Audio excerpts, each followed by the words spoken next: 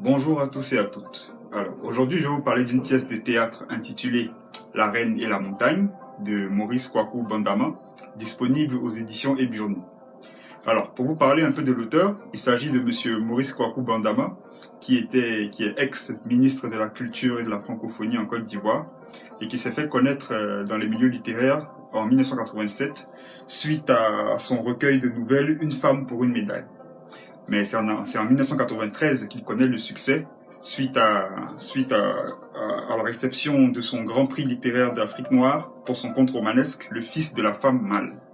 Alors, cette pièce de théâtre est plutôt une tragédie, dans la même veine que Corneille, Racine ou Shakespeare.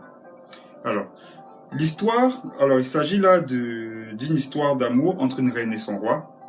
Mais plus précisément, dans cette histoire, la reine demande à son mari une preuve d'amour qui est de lui ramener une montagne sous laquelle elle est tombée sous le charme, de la ramener près de leur royaume, c'est-à-dire de telle sorte à ce qu'elle puisse voir cette montagne à chaque fois qu'elle se réveille. Je vais vous lire donc un extrait de celui-ci. Une plaine, le roi et sa jeune et belle nouvelle épouse. Le roi. Belle et jeune épouse, je veux te laisser contempler toutes les beautés et toutes les splendeurs de ce royaume dont tu es la nouvelle reine.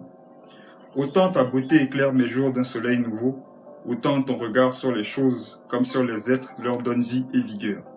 Regarde donc, ma reine, la beauté de ton royaume. La reine. Merci, mon beau et grand roi. Je découvre chaque jour davantage l'étendue de ton pouvoir.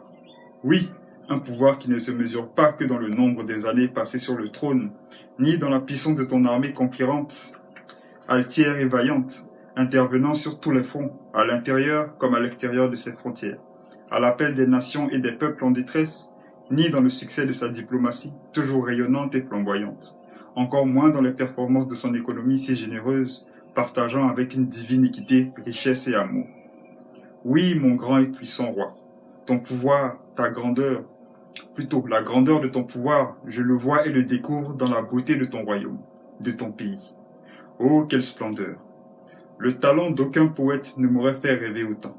Ces plages lumineuses charriées par des vagues musiciennes, ces cocotiers qui s'élancent comme les jambes d'une athlète olympique, et ces fleuves et ces rivières, dois-je parler des flots des lagunes, toutes ces eaux qui irriguent, sillonnent les terres de ce royaume d'une intime pénétration. Et maintenant, mon grand et puissant roi, tu m'emmènes découvrir l'impénétrable beauté de cette plaine qui s'étend à perte de vue. Oh, j'en perds mon souffle. Voilà. Alors, j'espère que ma présentation de cette pièce de théâtre vous aura mis plus ou moins la puce à l'oreille, qui vous aura plutôt donné envie de vous intéresser à cette pièce de théâtre. Donc, je le rappelle, qui s'intitule La Reine et la Montagne de Maurice Kwaku Bandama, disponible aux éditions Eburni. Merci de m'avoir écouté. Bonne journée à tous.